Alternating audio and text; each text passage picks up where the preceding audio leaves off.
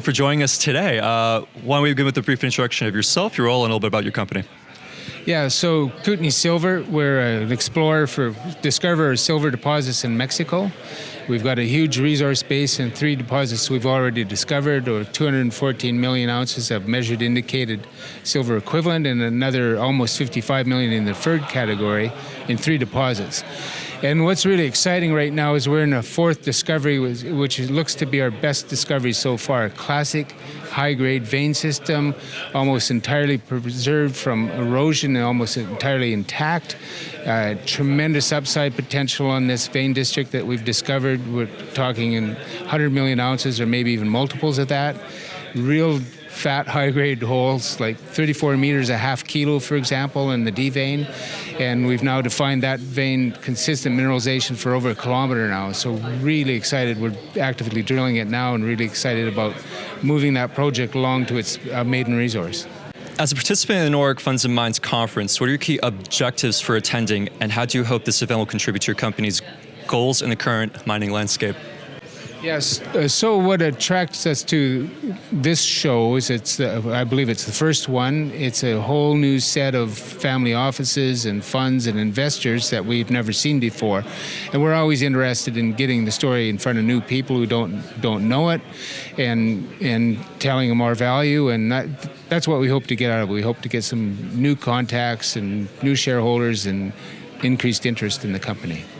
In light of recent geopolitical tensions and supply chain disruptions, how is your company working to ensure resource security and maintain its competitive position in the global market? Well, as a junior company, we're limited in what we can actually do. We can react to things as they happen. We are constantly assessing risk, political risk or market risk for that matter, and sometimes they're quite connected, of course. And we mitigate what we do. We take the opportunity to keep the one thing we can do is make sure the company's well financed all the time, and so puts you in a strong position if you get bad market conditions or maybe there's a political situation that upsets the market for a while. Then you're in a position to be able to ride that through out the other end and come out stronger. So, absolutely. With the growing focus on ESG in the mining sector, how are you leveraging this conference to showcase your company's initiatives to the Nordic investment community, known for a strong emphasis on responsible investing? Yeah, so we've been operating in Mexico for over 20 years. And right from the beginning, we started on the ground with buy-in from what we now call the local stakeholders. So the people who live in the region, the landholders, the surface owners.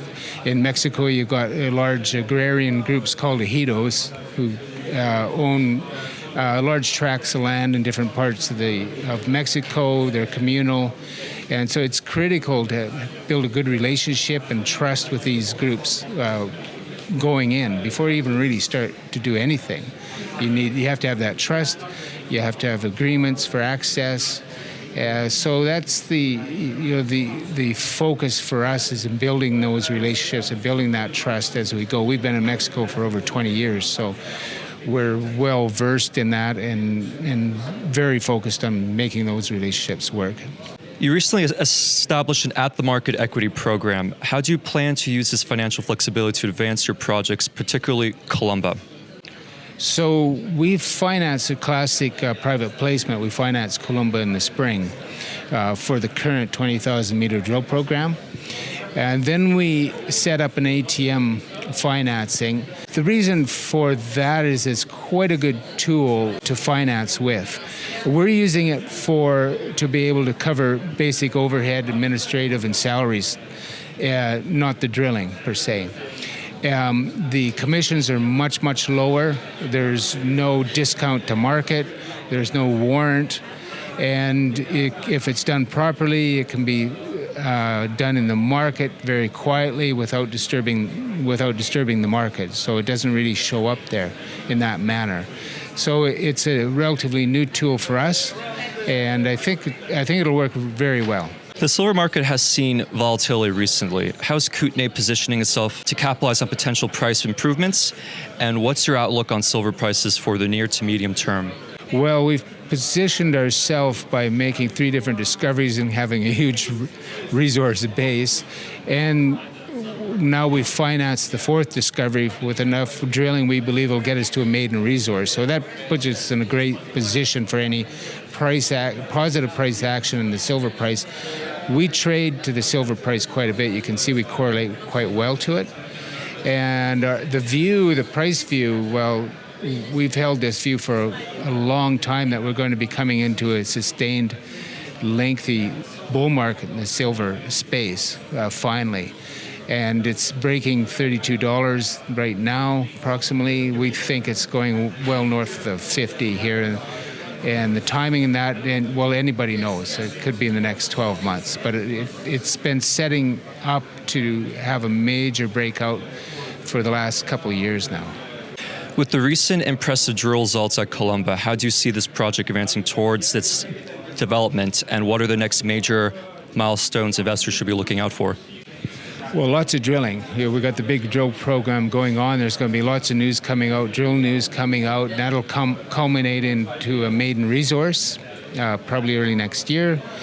And those are the immediate catalysts that we have going forward. We'll be drilling to the end of the year, and then after we have that maiden resource out, most likely scenario is continue drilling, expand that resource to the stage that you want to start taking it down the path of a PEA. Well, I appreciate you taking the time to speak with us today, and best of luck at the conference. Much appreciated. Thank you. Thank you.